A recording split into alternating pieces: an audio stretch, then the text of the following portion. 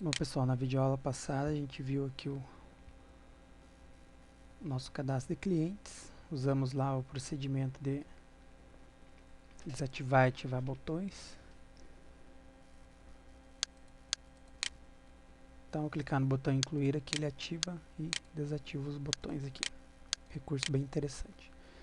Então, a próxima coisa que a gente vai fazer é fazer o nosso validador de CPF. Então, para colocar o campo CPF, para trabalhar com CPF aqui no Delphi, vocês vão ver aqui que não tem o campo. Então, a gente vai adicionar aqui o campo CPF na tabela. Então, vamos lá na tabela, lá no IBExpert, vamos abrir o nosso banco de dados de estoque, vamos lá na tabela clientes. Então, aqui no IBExpert, a gente vai aqui no editor da SQL, ou aperta F12, que ele aparece ali pra gente. Então, a gente vai colocar lá o comando alter table.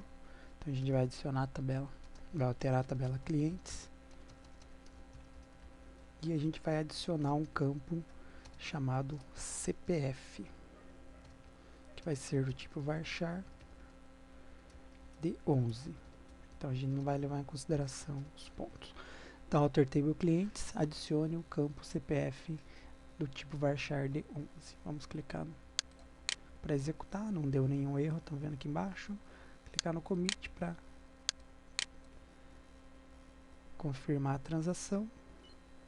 Então, está criado aqui na tabela clientes o campo CPF. Aqui, estão vendo que ele não traz atualizado para vocês, aí vocês clicam em qualquer aba aqui, em volta, ele atualiza e traz ali para vocês.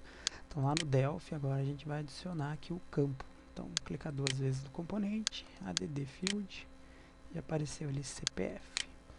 Então, vamos arrastar o CPF aqui para qualquer lugar. Vamos dar uma arrumada. Vamos colocar logo abaixo do estado. Então, vamos puxar isso aqui para baixo.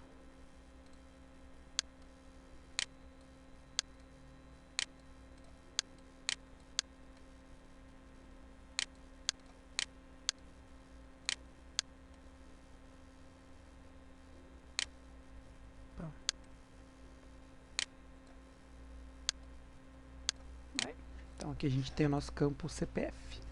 Então, o que vai acontecer? Então, aqui no cadastro, vamos rodar cadastro clientes. Então, ao clicar no botão incluir, eu vou preencher lá os campos: nome, endereço, bairro, cidade e CPF.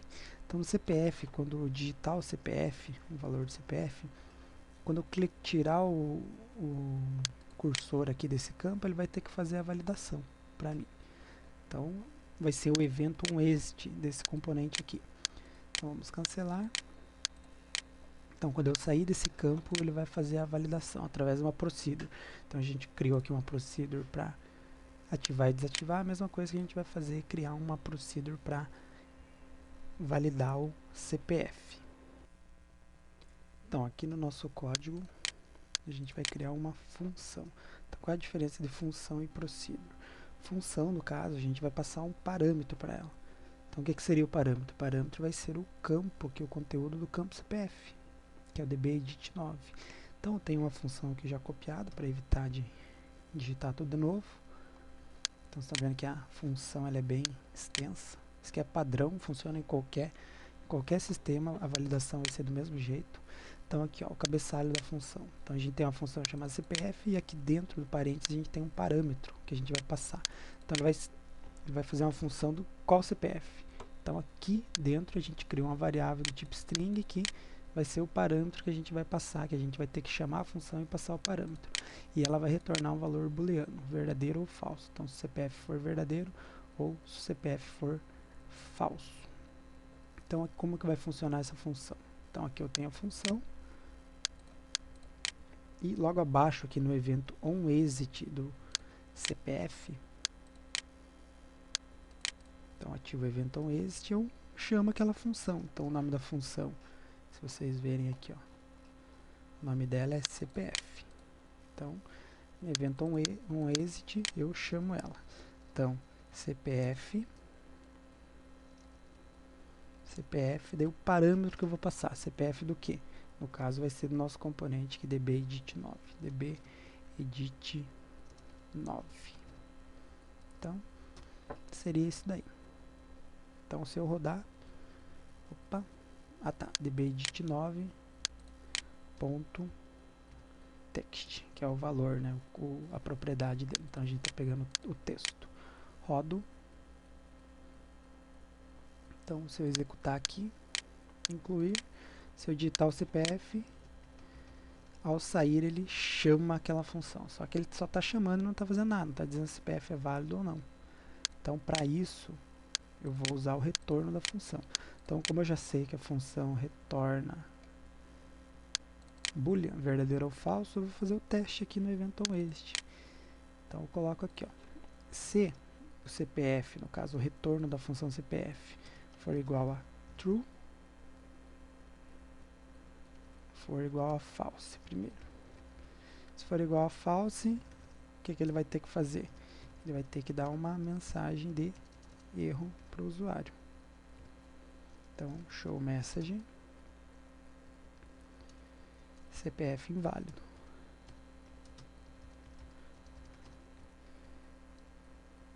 Daí, se não, e aborta a operação, né? Eu jogo o foco de novo no CPF. Então, o CPF tem que ser válido. Então, coloco aqui dbEdit9 .setFocus. Então ele não sai enquanto o campo não tiver sido preenchido. Tá, então seria só isso daí. Então ele vai ficar preso ali. Só que o que acontece? Se o usuário não digitar nada, também vai dar um erro. Vamos ver aqui, vamos analisar assim. Então eu tenho aqui um campo, vou clicar no incluir, colocar um CPF qualquer, número qualquer. Se eu sair, vai dar a mensagem de erro e vai jogar o foco lá. Tá, mas se eu deixar em branco e tirar, ó, dá um erro, que o valor tá em branco, não tá passando parâmetro nenhum, não tem texto digitado. Então a gente tem que fazer o seguinte para evitar esse erro. A gente tem que dizer se o CPF.text for igual a false, and e o dbEdit9, que é o CPF, dbEdit9.text for diferente de vazio. Então isso aí vai evitar já aquele erro de se o campo estiver vazio. Então ele tem que ter um valor e, no caso ali, seriam 11 casas, né? Então ele só vai executar aquela operação se ele tiver um valor. Se ele tiver em branco, vocês vão ver, eu vou clicar aqui, vou clicar fora, ele vai ter que disparar a função.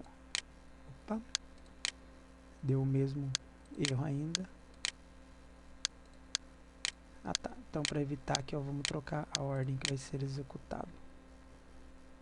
Então primeiro ele vai ver se está em branco, ou melhor, vamos fazer assim. A gente vai ver se o tamanho do CPF for menor do que 11. Então, if dbEdit9.text. Então, aqui tem uma função chamada length.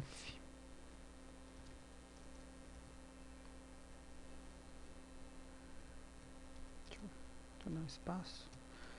If length, isso daqui, ó, procedure. Se o tamanho dbEdit9.text for igual a 11, que ele traz um valor inteiro, daí sim eu faço todo esse processo. Senão eu não faço nada para evitar erro.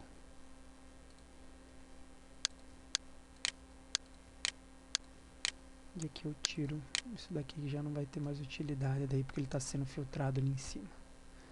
Então, só se o valor for igual a 11, ele vai executar isso daqui. Vamos rodar. Cadastro cliente. Incluir. Então, eu vou digitar aqui 1, 2, 3, 4, 5, 6, 7, 8, 9, 10 valores. Então, se eu clicar fora, ele não vai executar. Se eu digitar 11, aí sim ele entra na função e vê se o CPF é válido ou não. Nesse caso, vamos ver. 1, 2, 3, 4, 5, 6, 7, 8, 9, 10, 11. Clico fora. Vamos ver porque ele não chamou.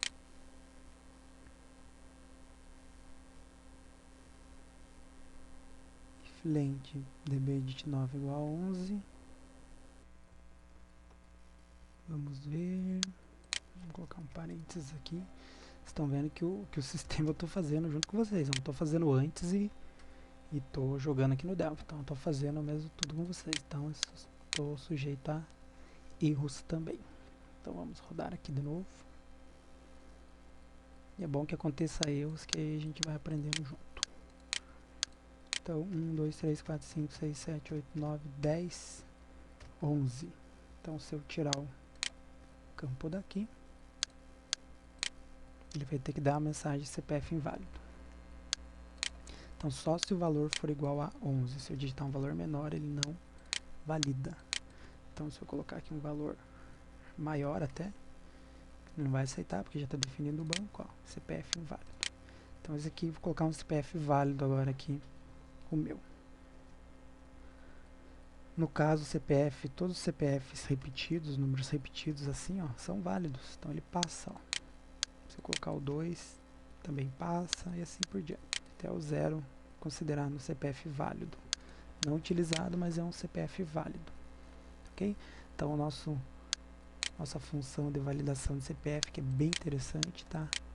Criada aqui, e essa propriedade length aqui, que vai medir o tamanho do campo, no caso, quanto tem de tamanho o campo aqui no caso de dbedit9. Se tiver 11, ele tenta calcular o CPF. Tá ok? Então até a próxima aula. Tchau.